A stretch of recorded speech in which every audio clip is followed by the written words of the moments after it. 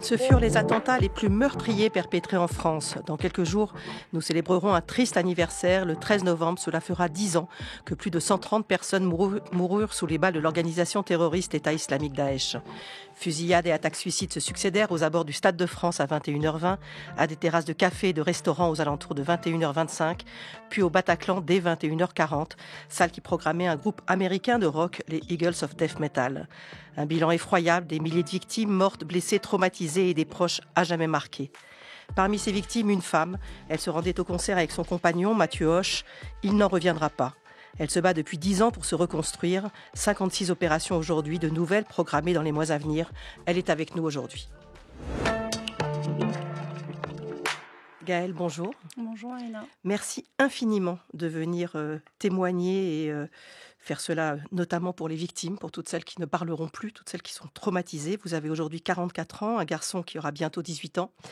Je vous connais depuis des années, on vous suit dans vos interventions, un combat qui n'est pas terminé, on va en parler. Alors je sais que vous n'aimez pas qu'on dise que vous êtes courageuse, donc je ne le dirai pas. Je dirais que vous ne lâchez rien. Mais j'aimerais juste avoir votre premier sentiment, si je vous demande simplement, comment diriez-vous que vous allez aujourd'hui ? Depuis qu'on s'est connus, en 2017, effectivement, ça commence à dater. Heureusement, ça va mieux, mais je suis toujours en parcours de soins. Donc, je disais, 56 opérations. La prochaine est programmée quand ? Eh bien, si mon état se stabilise d'ici Noël, on repartira pour janvier.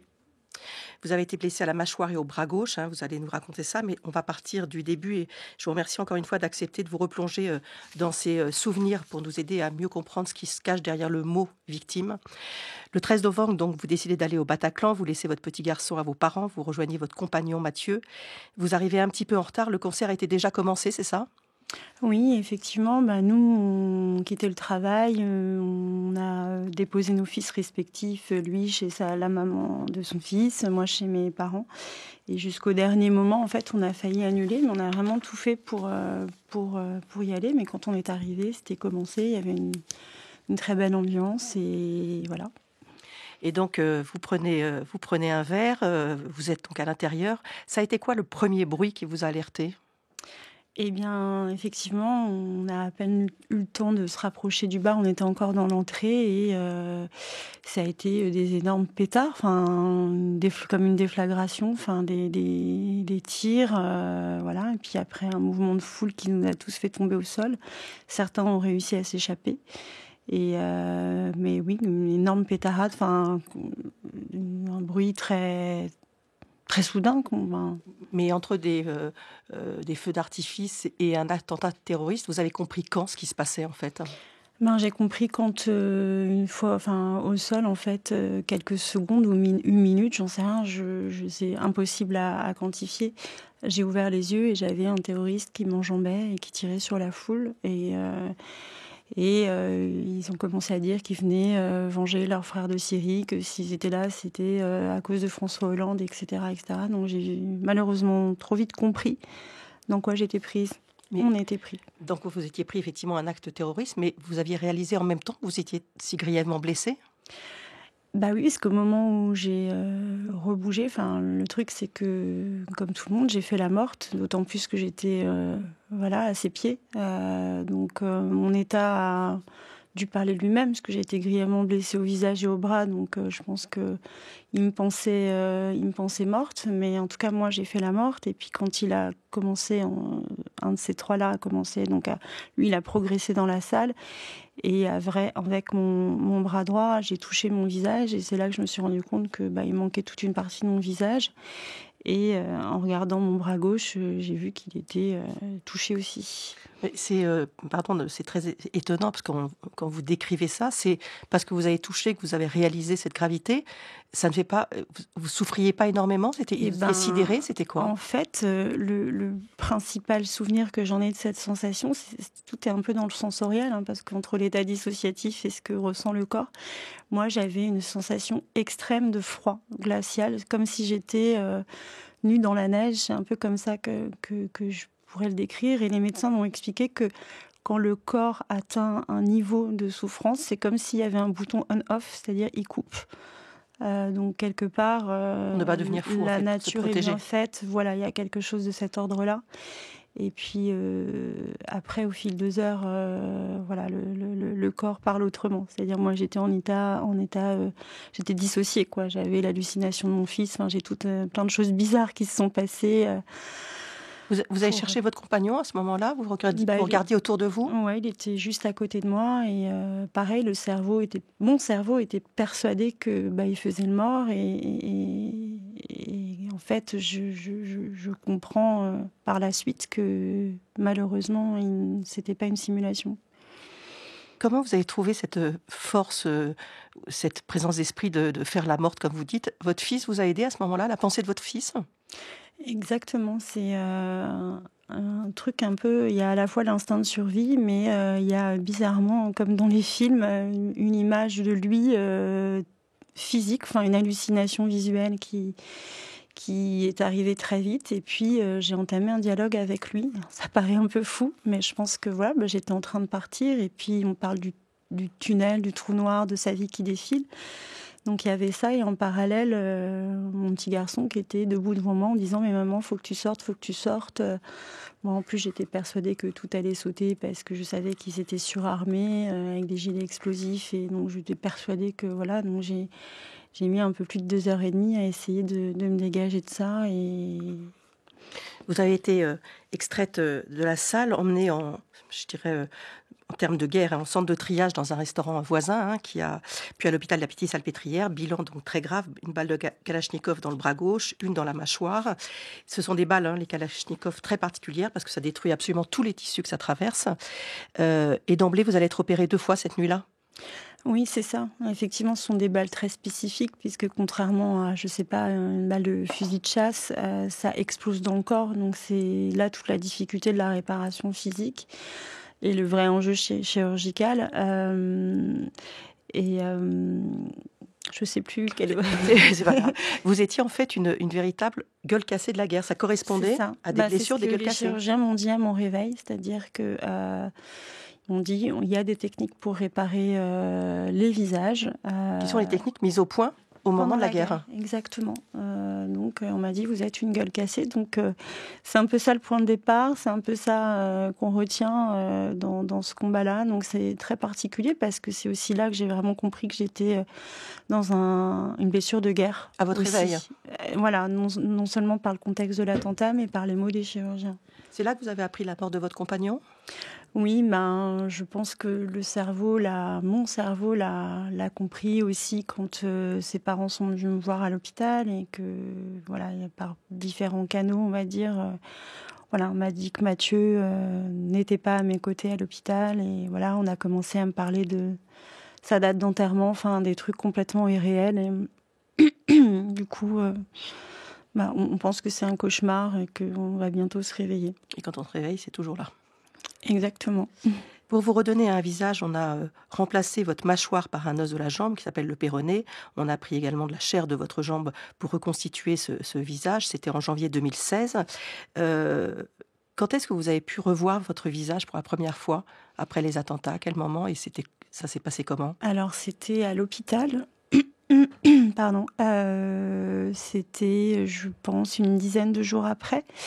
J'étais alitée, mais à un moment donné, j'ai demandé de tricher un peu et d'aller aux toilettes dans ma salle de bain de la Pitié-Salpêtrière. C'était l'intention de vous regarder ou c'était pas? Oui, j'avais besoin au-delà de toucher avec ma main et de ressentir à travers les pansements et tout le dispositif qu'ils m'avaient apposé. Sauf que je pensais pas qu'ils avaient scotché des champs opératoires sur le miroir de la salle de bain. Voilà. Donc du coup, j'ai tout arraché et c'est là que j'ai vraiment pris conscience des dégâts. J'ai vu, je pensais pas que c'était aussi grave, même si je le sentais dans mon corps, mais les sensations sont jamais. Il y a toujours un décalage. Mais là, j'ai vraiment vu qu'il me manquait la partie gauche de mon visage. Je voyais ma langue, j'avais plus de joues du tout, et ils avaient commencé à réparer tout ça. On mesure très mal tout le chemin à parcourir. On a l'impression qu'une fois que les opérations sont faites, on passe à la rééducation. En fait, ça a été très long pour rien que reparler, remanger, déglutir, sourire. Tout ça, c'est un parcours très long. Voilà, c'est petite touche par petite touche. effectivement, le grand point de départ, c'était le lambeau de péroné que j'ai eu au niveau de la mandibule en janvier 2016. Donc c'était là tout l'enjeu. On n'était pas sûr que ça marche. Il y a eu tout un temps déjà de prise de greffe et après des dizaines et des dizaines d'interventions, des reprises de greffe, des transferts de muscles. Enfin voilà, c'est au début, enfin pendant 3 ans, j'étais tête baissée dans ce rythme opératoire à peu près tous les 2 mois. Mais ce qui était particulier, c'est que j'avais en parallèle mon bras à gauche qui était dans une, enfin d'abord avec un fixateur externe, dans une coque, etc. Compliqué en plus parce que vous êtes gauchère. Oui, c'était mon bras directeur, donc il fallait en parallèle que je réapprenne tous les gestes du quotidien ou que j'adapte en tout cas sur mon bras droit des choses toutes bêtes, hein, mais se passer un gant sur le visage, attacher les cheveux, enfin voilà. Et un bras qui a été reconstitué notamment avec les os du bassin. Exactement, avec les crêtes iliaques à plusieurs reprises et qui aujourd'hui tient avec une plaque qui n'était pas censée rester toute ma vie dans mon bras, mais elle est là et elle a l'air de tenir correctement. Donc on va la laisser. Voilà, et puis j'ai gardé mon bras, donc c'était aussi voilà, il n'était pas sûr de rester, donc j'y tiens beaucoup. Je le disais, 56 opérations aujourd'hui. On vous dit quoi? Que ça va continuer toute votre vie, ces opérations, ou que c'est vraiment qu'il va y avoir un moment où on va s'arrêter parce que la partie sera gagnée, ou ça, ils n'en savent rien? Eh bien, on m'a fait comprendre que j'allais être opérée toute ma vie. Bien sûr, le plus gros du travail est fait, mais depuis 2018, en fait, j'ai que des complications à chaque bloc. J'ai beaucoup d'infections, enfin de problèmes sur les greffes osseuses. Il n'y a rien qui marche, il n'y a rien qui tient, les implants ne tiennent pas. Donc, on a l'impression que le pare-choc est là, mais que le tuning, si j'ose dire, voilà, est compliqué. Enfin, en interne, c'est très complexe. Et c'est pour ça que ça dure autant, parce qu'à la base, on m'avait dit qu'il fallait à peu près 2 ans, mais on en est encore loin du compte, notamment en termes de prothèses, etc. Et pour que nos téléspectateurs comprennent bien, nos auditeurs, pardon, j'ai encore les mauvaises habitudes à la télévision. Vous êtes gêné pourquoi aujourd'hui, au niveau du bras et au niveau du visage? Voilà, au niveau de la face, en fait, en interne, l'os qui a été greffé, donc mon péroné qui fait aujourd'hui office de mâchoire, est pas du tout heureux de vivre en bouche, parce que c'est pas sa fonction principale. Donc il a acquis certaines fonctions, mais tout ce qui est mastication, etc. Aujourd'hui, je dois manger très délicatement, alors plus liquide. Hein, je contourne un peu le problème, mais j'ai perdu toute ma dentition en haut et en bas à gauche, et aujourd'hui, il n'y a rien qui tient. Et c'est ce travail. Au-delà de toute la chirurgie esthétique de reconstruction, le travail tout à fait fonctionnel, c'est ça qui est le plus important pour moi. Et au niveau du bras? Et au niveau du bras, j'ai perdu la supination, donc c'est la rotation du coude. Donc voilà, il est très fragile, donc je ne peux pas porter de choses lourdes, des choses comme ça. Mais pour avoir beaucoup travaillé avec les ergothérapeutes en centre de rééducation, j'ai adapté un certain nombre de choses pour faire en sorte de pallier, de faire correctement les gestes du quotidien et de vivre avec. En fait, on apprend à vivre avec. Il n'y a pas que les séquelles physiques, bien sûr, il y a les séquelles psychologiques, on va en parler tout de suite, mais juste un petit mot sur le fait que donc vous n'êtes pas consolidé et que c'est important, même si ça semble trivial de parler d'argent dans ce catastrophe que vous avez traversée, mais en fait ça fait 10 ans que vous ne travaillez pas et que du coup vous n'êtes pas consolidé, donc pas complètement indemnisé. Oui, je ne suis pas consolidée parce que je passe régulièrement au bloc opératoire, entre 2 et 4 mois en ce moment. Et la loi française dit que tant qu'on n'est pas consolidé, on n'est pas indemnisé. Donc typiquement, on parlait de mon bras gauche, il ne sera plus opéré parce qu'on ne peut plus le toucher, il est trop fragile, donc il a été acté, consolidé. Mais pour ce qui est de mon visage, de la face, comme disent les maxillos, c'est très compliqué de le consolider puisque c'est en perpétuel chantier, on va dire, en service après-vente. Du coup, c'est un chemin médico-juridique très délicat et très complexe. Mais là, voilà, la loi s'adapte. Mais c'est des choses auxquelles je ne pensais pas du tout au début et ça fait partie du combat. Les séquelles psychologiques, parlons-en. Cette scène du 13 novembre, est-ce que vous la revivez encore? Est-ce que la nuit, ça revient? Est-ce qu'il y a des bruits qui vous font sursauter aujourd'hui? Oui, j'ai clairement une hypervigilance, mais là encore... C'est pas qu'on n'y fait pas attention, mais je sursaute à la moindre sirène de police ou de SAMU dans Paris. Je suis lorsque je vais dans un lieu public, j'ai tendance à repérer tout de suite la sortie de secours, etc. Des choses comme ça, ou à pas me mettre de dos quand je vais boire un café à une terrasse ou un verre. Donc ça, c'est vraiment l'hypervigilance. Pour ce qui est des cauchemars, c'est par période. Heureusement, c'est plus toutes les nuits aussi, de façon aussi intense. Voilà, il y a des médicaments qui aident aussi à prendre du recul, si j'ose dire. Mais oui, je crois que c'est quelque chose qui est impossible à oublier. Vous avez mis du temps à retourner à une terrasse, vous installer en terrasse justement, mais également retourner au Bataclan, dans une salle de spectacle. Alors, j'y suis retournée dans le Bataclan. En fait, ils ont rouvert les portes après les travaux et ouvert aux familles pour aller se recueillir. Donc, j'y suis allée dans un premier temps dans ce contexte-là. Et dans un deuxième temps, avec mon fils, à une battle de hip-hop, parce que je ne sais pas si c'était une bonne idée ou pas, mais j'avais vraiment besoin déjà de dédramatiser cette histoire-là dans cette tête de jeune enfant. Et qu'il voit que c'était vraiment un endroit de vie et de fête, et pas que dans son esprit, voilà, il continue à s'imaginer des choses. Je voulais qu'il voit quelque chose voilà, un endroit, voilà, de vie et de fête. Et il aimait bien le hip-hop quand il était petit, donc j'en ai profité. Voilà, c'était une opportunité. Maintenant, ni lui ni moi faisons en sorte, voilà, c'est pas un endroit où je vais régulièrement écouter des concerts et je m'en préserve. On va essayer de comprendre vos sentiments durant toutes ces années aujourd'hui. Je voudrais qu'on écoute Antoine Léris, qui a perdu sa femme au Bataclan. Il avait écrit une lettre, « Vous n'aurez pas ma haine ». Il s'en expliquait sur France 5 dans C'est à vous. C'était 4 jours après l'attentat. Écoutez-le. Je voudrais resituer les choses pour dire que je ne suis pas un exemple, je ne suis pas un être formidable et que certainement que demain, après-demain ou le jour d'après, peut-être que la colère remontera, peut-être qu'il y aura des moments où je regarderai mes concitoyens d'un air méfiant, peut-être qu'il y aura des moments où j'aurai peur, mais j'ai écrit cette lettre aussi pour m'empêcher de céder à ça. Pour dire à mon fils et me dire à moi-même: il s'est passé ce qui s'est passé, on sera tristes tous les deux toute notre vie, une part de moi est morte avec elle, mais on ne se laissera pas faire. Et on n'a pas le droit parce que, voilà, cette lettre, elle est là, les mots, ils sont là, on n'a pas le droit de céder à ça. Parce que si je laisse grandir mon fils avec le ressentiment qui pourrait être le mien, il deviendra exactement ce que sont ces gens-là. Des gens qui sont pleins de haine, des gens qui n'ont pas envie de voir le monde autrement que par sa face la plus sombre, qui n'ont pas envie de voir ce qu'il y a de merveilleux dans la vie, c'est-à-dire la musique, la culture, la littérature, le cinéma, s'aimer, boire un verre en terrasse. Il y a eu de la haine chez vous. Est-ce qu'il y en a encore éventuellement ? La haine, non, moi la haine me paralyse, mais c'est très juste ce que dit Antoine. J'ai eu énormément, je dirais, plus de la colère, de l'incompréhension, ça clairement, et beaucoup de tristesse.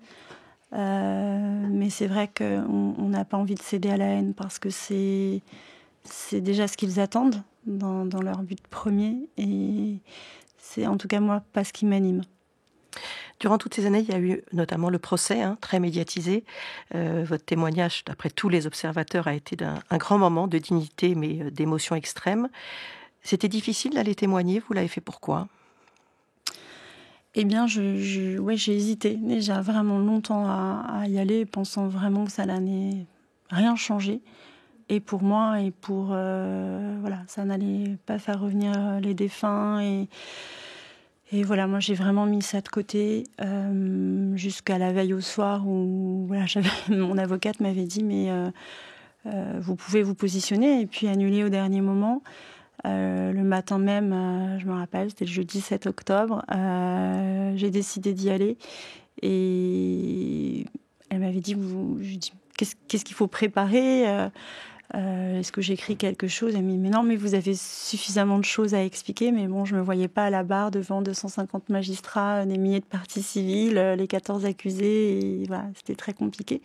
Et puis finalement, la veille au soir, j'ai écrit. Je me suis laissée surprendre par ces mots qui sortaient là et que je posais sur le papier. J'ai tout simplement fermé cette feuille, je l'ai mis dans mon sac le lendemain matin et je suis allée un peu en mode automatique à cette barre.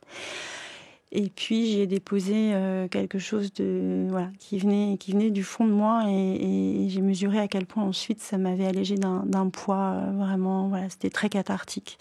Au-delà du fait de ces audiences qui s'enchaînaient et de tout ce qui se tissait entre les personnes qui avaient vécu ça, que ce soit les victimes directes, indirectes, les soignants qui ont témoigné, les forces de l'ordre. Enfin, c'était vraiment tout le monde qui rassemblait son puzzle autour de ce procès et ça a été une étape essentielle dans la reconstruction. Donc il y a eu le procès, il y a aussi les commémorations chaque année. Vous faites quoi à ce moment-là ? C'est compliqué à vivre ? Vous êtes dans une posture plutôt d'aller vers la vie ? Vous faites quoi ? Toujours, j'essaye. C'est important pour moi, autant certaines personnes sont en vrai retrait. Ce jour-là, moi, j'ai un peu comme une communion, j'ai besoin d'être sur les lieux avec les autres. Donc souvent, alors cette année, ce sera un peu différent, mais il y a un temps devant le Bataclan, un temps très simple, très sobre, où on est tous ensemble devant le Bataclan et où le nom de chacun des défunts est cité. Et cette année, il y aura un programme un peu particulier dans le cadre des 10 ans, notamment au Jardin Mémorial. Qui est près de l'hôtel de ville. Exactement, à l'arrière de l'hôtel de ville, place Saint-Gervais, où voilà, il y a beaucoup de choses qui seront faites dans le cadre de cette commémoration des 10 ans. Il y aura Emmanuel Macron et le cercle des proches directs qui seront sur place aussi. Vous avez eu besoin ou simplement ça s'est passé comme ça, de nouer des liens avec des victimes ? Vous faites partie d'associations ? Je fais partie de différentes associations, notamment de l'association 13-11-15, Fraternité et Vérité. Il y en a 2. Il y a également Life for Paris. Après, ça s'est un peu présenté comme ça pour moi. Mais je suis très proche des deux entités, qui d'ailleurs devraient être qu'une. Mais bon, ça c'est le milieu associatif. Moi, je fais partie d'autres associations. Je suis bénévole chez Comme les Autres et Wake Up Café dans un autre cadre. Mais ça s'est fait naturellement de se lier aux autres victimes parce que même bien avant le procès, même à l'hôpital, finalement, les premiers liens se tissent. Et puis, entre les groupes Facebook, que je suivais beaucoup quand j'étais à l'IT parce que c'était ma seule connexion à eux.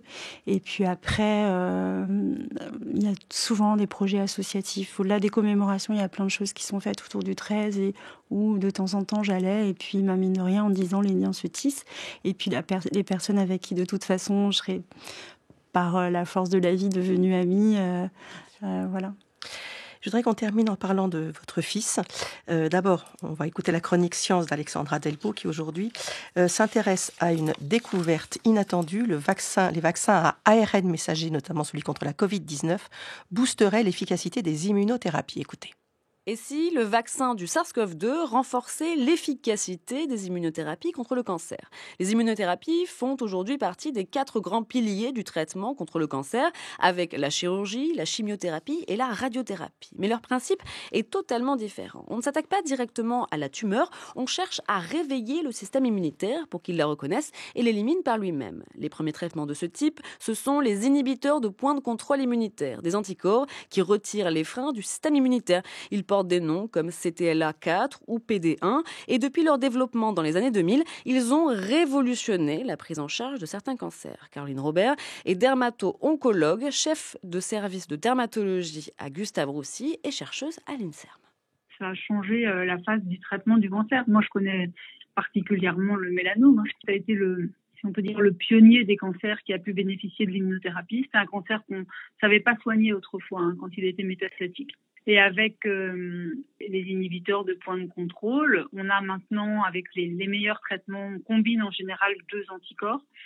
On a un peu plus de 50% de réponse. Un réponse, ça veut dire que les cancers diminuent en taille de façon significative. On les voit au scanner qui fondent. Et puis, on a même, dans un certain nombre de cas, malheureusement, on aimerait que ce soit plus fréquent, 15% des cas à peu près, on a une disparition totale de toutes les métastases et on peut même arrêter le traitement chez certains patients. Et les chiffres, ils sont très remarquables puisqu'on trouve à 10 ans qu'il y a à peu près la moitié des patients qui sont encore en vie. Alors, on va dire que c'est pas assez parce qu'on aimerait qu'ils soient tous en vie.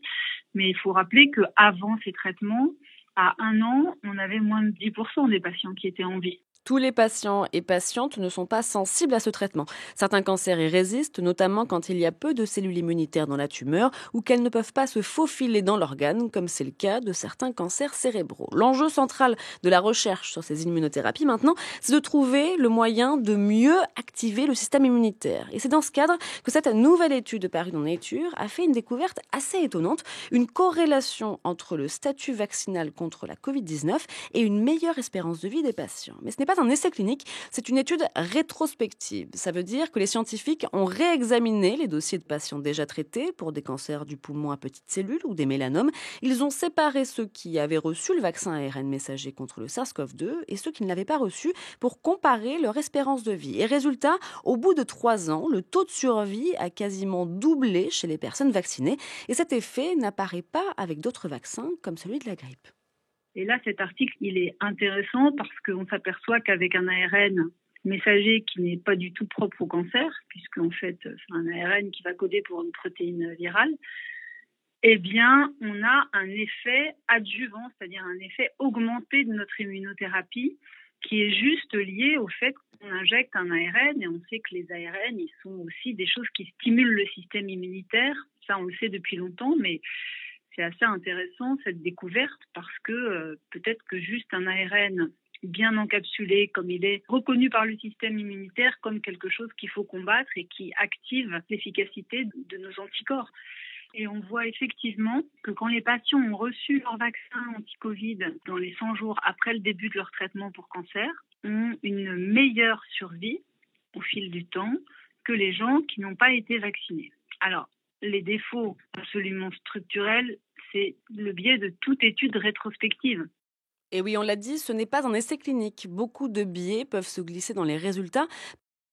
Ne sont pas répartis au hasard entre vaccinés et non vaccinés. On observe donc une corrélation et pas une causalité. Certaines expériences ont été réalisées chez la souris dans une seconde partie de l'étude. Là, on voit vraiment un effet coup de fouet du système immunitaire quand on combine vaccin, ARN messager et immunothérapie, mais ça ne remplace tout de même pas un essai clinique chez l'humain.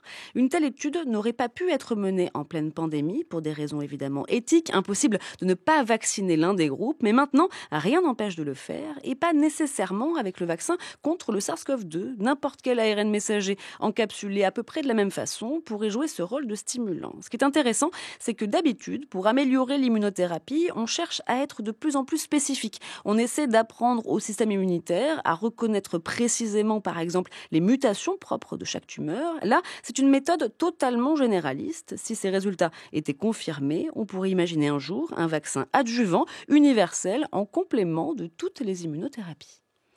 Gaëlle, je voulais qu'on termine en parlant de votre fils. Il avait 7 ans lors de l'attentat, il va donc en avoir 18. Comment il a vécu ça et comment il va aujourd'hui ? C'est une grande question parce qu'aujourd'hui, effectivement, il va sur ses 18 ans, donc traverse son adolescence, donc c'est un peu une bombe à retardement. Il ne serait pas content du tout que je dise, mais c'est compliqué parce que je me sens impuissante et je sais que c'est une histoire qu'il porte effectivement depuis son enfance. Et qu'il a gardé bien au fond de lui, qu'il n'a pas encore verbalisé. Je me rends bien compte qu'il a grandi autour de ça et que ça a été vraiment très destructeur. Voilà, dans sa façon de l'exprimer aujourd'hui, c'est vraiment c'est douloureux pour moi.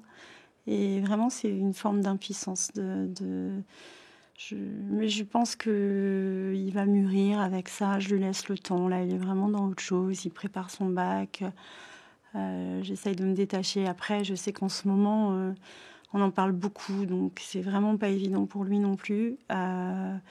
Donc j'essaye de l'accompagner au mieux, mais je sais qu'il souffre encore du regard que parfois on porte sur moi. Voilà, il y a beaucoup de choses qui l'agacent. Mais il a quand même compris que de me faire opérer n'était pas mon métier. Il sera, je vous le promets, très fier de vous un jour, pour tout ce que vous faites. Vous êtes incroyable. Merci infiniment d'être venu témoigner. Merci à Anne-Claire Bazin pour la préparation de cette émission, à Souad Boukorsa qui l'a réalisée et mise en onde.